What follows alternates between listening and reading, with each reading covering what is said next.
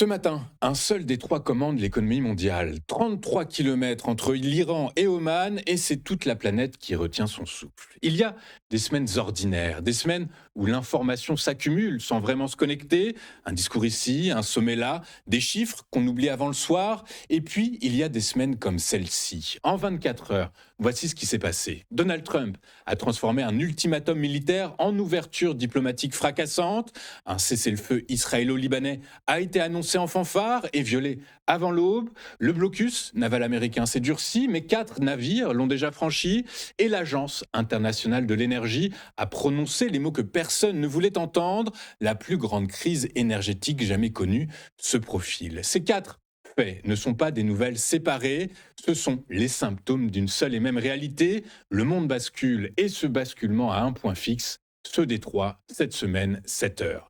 Ce qui rend cette matinée différente des autres, c'est que les effets ne restent plus confinés aux cartes d'état-major ou aux salles de négociation, ils descendent dans les prix à la pompe, dans les bilans des compagnies aériennes, dans les décisions des grandes banques centrales de la planète, dans les réservations d'hôtels pour cet été. La géopolitique est devenue personnelle et elle l'est devenue très vite. 8 actus pour mesurer l'ampleur de ce qui se joue.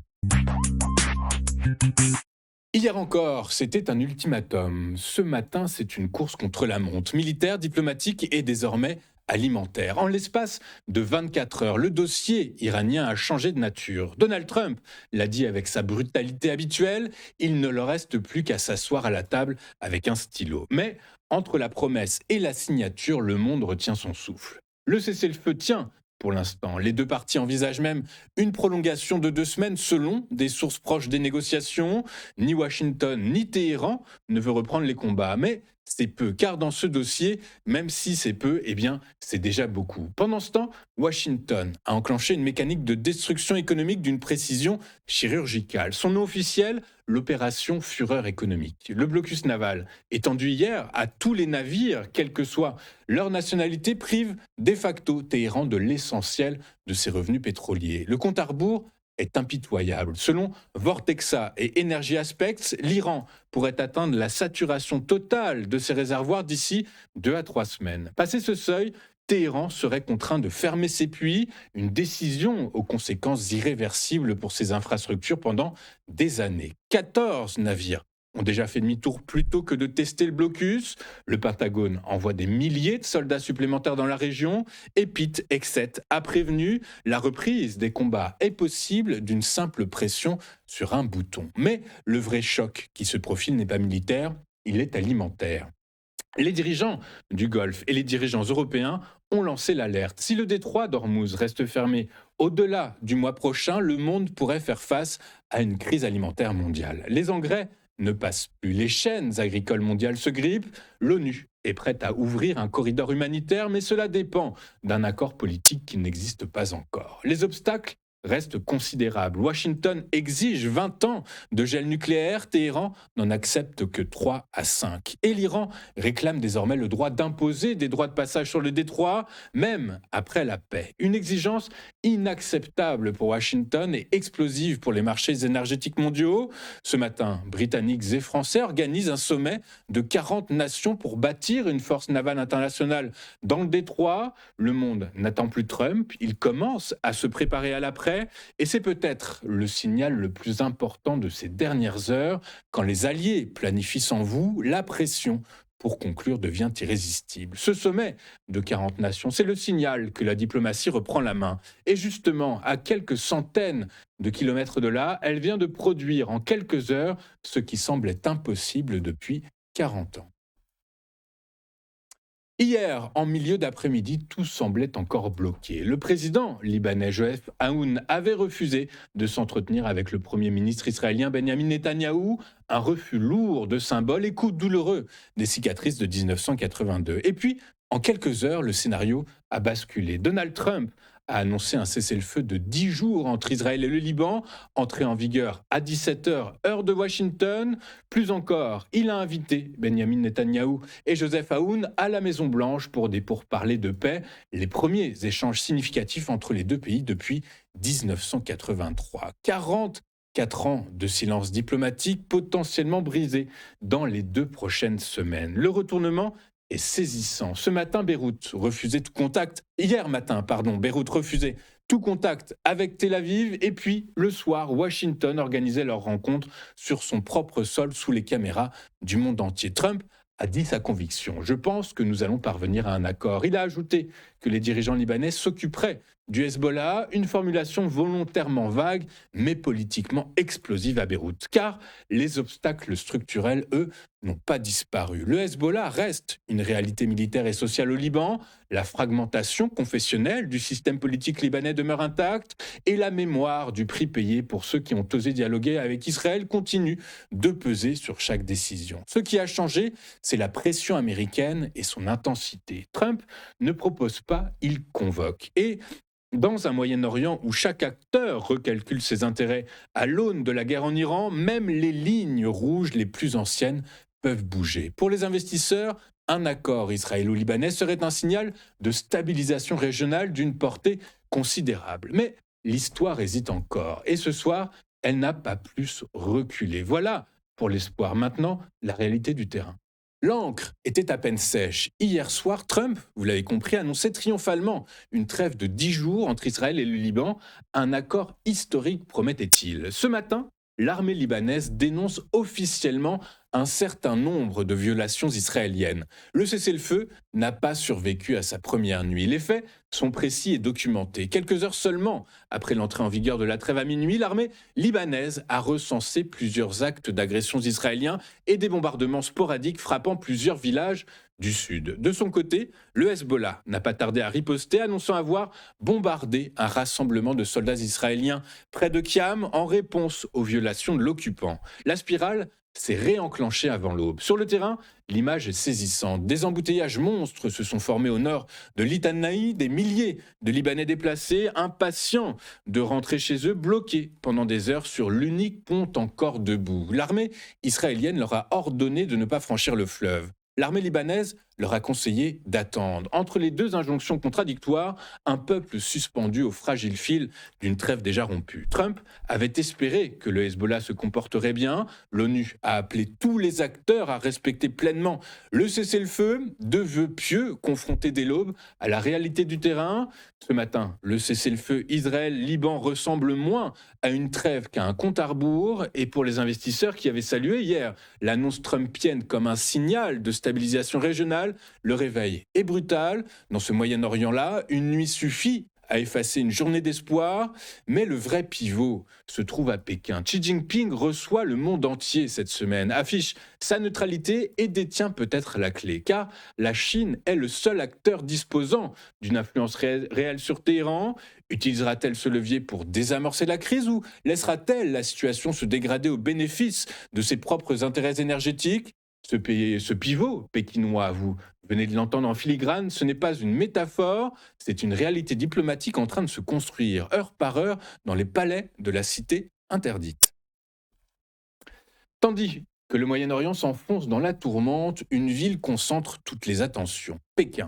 En l'espace de 48 heures à peine, Xi Jinping a reçu le chef de la diplomatie russe Sergueï Lavrov, le premier ministre espagnol Pedro Sanchez et le prince héritier d'Abu Dhabi.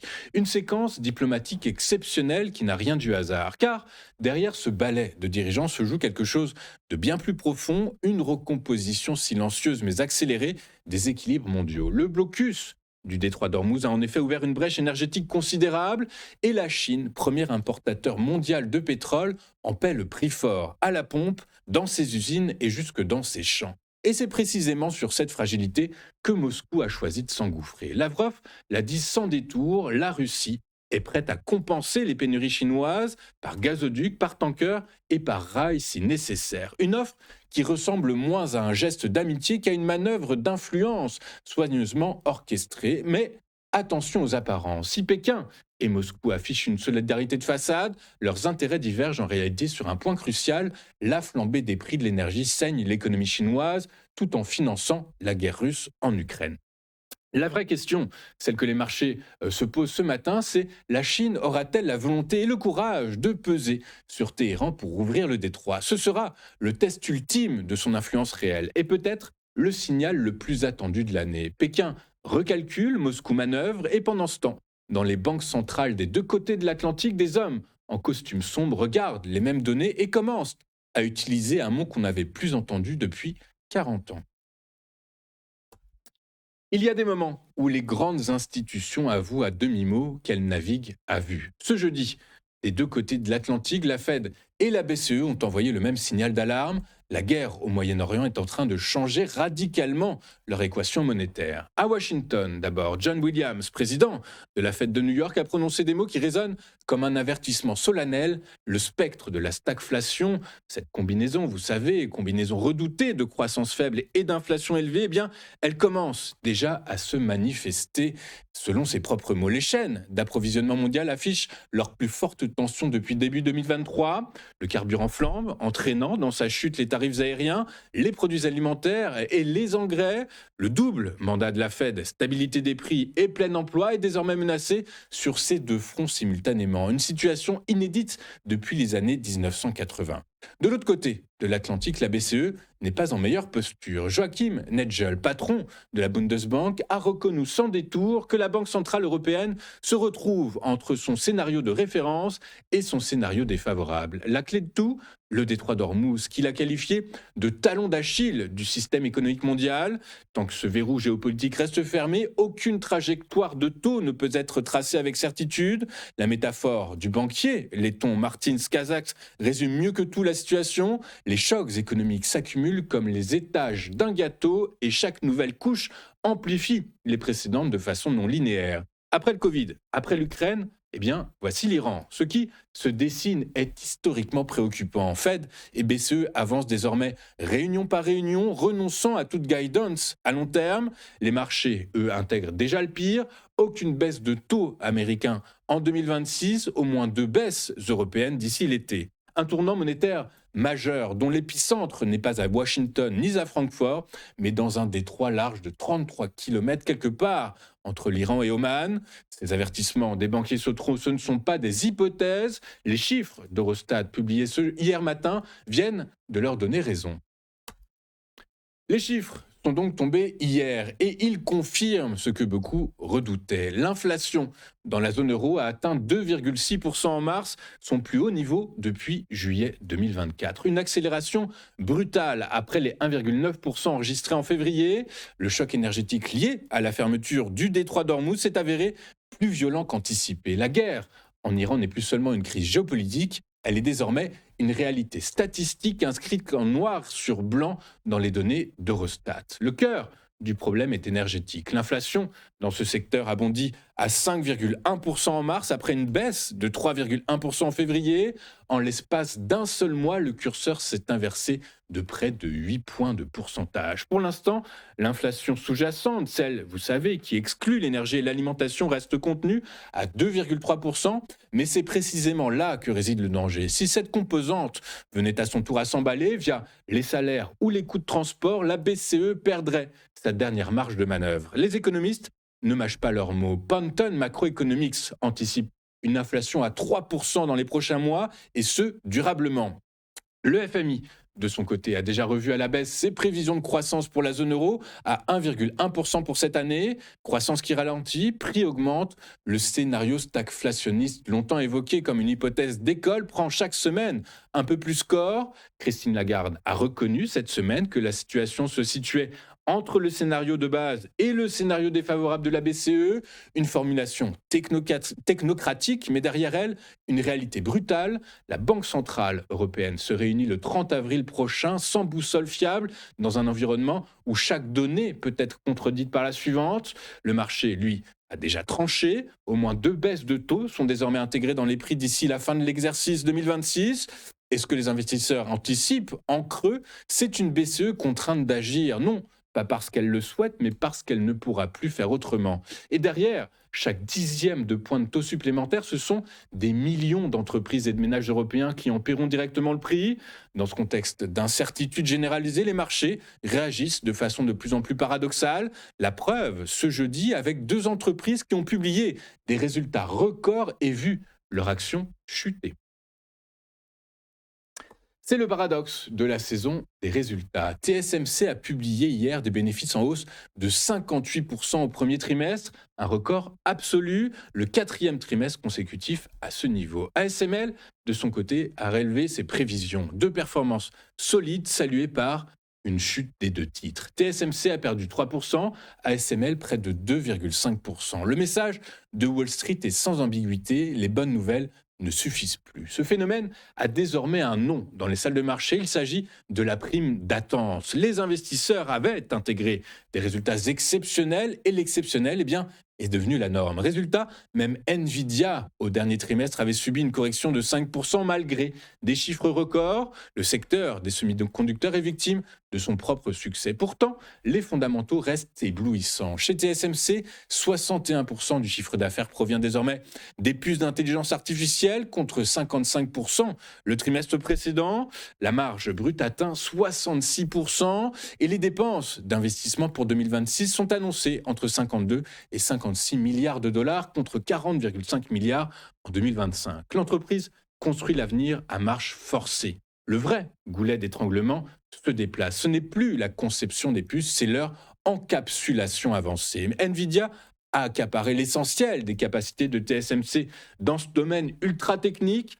Des usines supplémentaires sont en construction en Arizona, mais leur mise en service prendra du temps. Pour les investisseurs, la leçon est cruelle mais claire. Dans un secteur où les attentes sont devenues stratosphériques, publier des résultats records ne protège plus les cours. Ce qui compte désormais, c'est de surprendre, non pas par rapport à la réalité, mais par rapport à l'imagination des marchés. Et ça, même TSMC n'y arrive plus. Les marchés financiers ont leur paradoxe. L'économie réelle, elle, a son compte à rebours. Et ce compte à rebours, l'AIE, l'Agence internationale de l'énergie, vient de le chiffrer avec une précision qui donne le vertige. 6 semaines, c'est le délai que l'Agence internationale de l'énergie a posé hier sur la table sans détour et sans précaution oratoire. Dans 6 semaines, plusieurs pays européens pourraient commencer à manquer de kérosène. Le mot est lâché, pas par un analyste, pas par un trader, mais par l'institution de référence mondiale en matière d'énergie. La cause est mécanique et implacable. Le Moyen-Orient fournissait jusqu'ici 75% des importations nettes de kérosène de l'Europe. Le détroit d'Ormuz est fermé. Les alternatives n'existent pas à cette échelle, pas à cette vitesse. Et Fatih Birol, directeur exécutif de l'AIE, n'a pas mâché ses mots. Ce qui se profile est la plus grande crise énergétique que nous ayons jamais connue.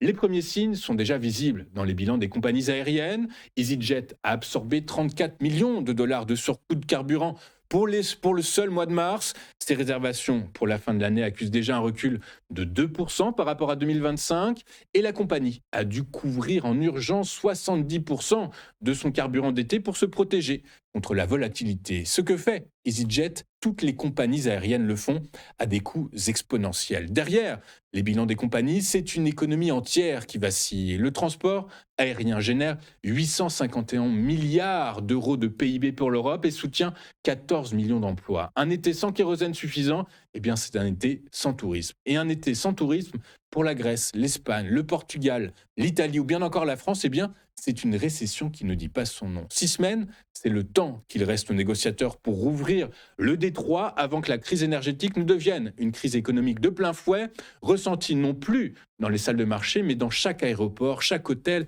chaque famille européenne qui avait réservé ses vacances d'été. Attardons-nous désormais sur ce que les investisseurs vont suivre de près aujourd'hui et inévitablement c'est la géopolitique qui sera dans le viseur. On va voir si Israël et le Liban continuent de violer l'accord de cessez-le-feu qui a été annoncé en grande pompe par Donald Trump hier. On regardera également du côté des négociations entre les États-Unis, Israël et l'Iran pour voir si un deuxième round est bien annoncé et si une date et un lieu est posé. Je vous rappelle qu'hier, ce n'était pas le cas. Inévitablement, on se posera également la question de voir comment Pékin et Moscou réagissent à tout ça. Côté macroéconomie, c'est du côté des États-Unis qu'on va se diriger, puisque à 1h du matin, heure de Paris, Donald Trump prononcera un discours qui sera évidemment très intéressants de suivre. Et côté microéconomie, aujourd'hui, pas grand-chose à se mettre sous la dent, que ce soit du côté des États-Unis ou en France. Voilà donc pour ce que les investisseurs vont suivre aujourd'hui. Regardons ce qui s'est passé sur les principales places financières de la planète hier. Et les bourses européennes ont tangué hier, jeudi 16 avril 2024, dans une incertitude palpable, prise en étau entre l'euphorie des records successifs du Nasdaq et du S&P 500 côté américain et une géopolitique moyenne-orientale explosive qui refuse de se tasser. Le CAC 40 a plié de 0,14% hier à 8262 points, freiné par les valeurs bancaires et le luxe, malgré un Airbus boosté par les commandes. Le DAX a quant à lui avancé de 0,35%, porté par l'industrie lourde et la chimie, tandis que le FTSE a grappillé, lui, 0,29%, grâce notamment aux valeurs énergétiques. L'Eurostock 50 a cédé 0,12% et le Stock 600, symboliquement, a reculé de 0,05%, confirmant une Europe coupée en deux, sud prudent, nord résilient. Wall Street vient d'entrer dans une dimension parallèle. Le Nasdaq a enchaîné une 12e séance de hausse en s'adjugeant 0,5% à 26 333 points, pulvérisant par ailleurs son record de fin 2021. Le S&P 500 a lui aligné 11 séances consécutives dans le vert, tandis que le Dow Jones grimpait encore de 0,25% à 48 580 points, enchaînant record intraday et record de clôture. Ce rallye survient pourtant dans un climat hyper hostile. Taux long remonté de 4 vers 4,3%, croissance mondiale révisée à la baisse et tensions militaires dans le golfe Persique autour du détroit d'Ormuz. Enfin, les cours du pétrole ont fortement progressé hier, portés par l'incertitude autour des négociations entre Washington et Téhéran. Le Brent a bondi de 4,7% à 99,39 $, tandis que le WTI gagnait lui 3,72% à 94,69 $ le baril. Les déclarations contradictoires des deux camps entretiennent la volatilité. L'Iran maintient son blocus du détroit d'Ormuz, privant les marchés d'environ 13 millions de barils par jour. Une deuxième session de négociations sous médiation pakistanaise est en cours d'organisation, comme nous vous le précisions il y a un instant. Nous allons marquer une toute première pause dans cette édition du 17 avril 2026 et juste après, comme convenu, comme promis, nous retrouvons Antoine Quesada et son chronocalque. À tout de suite sur TV Finance.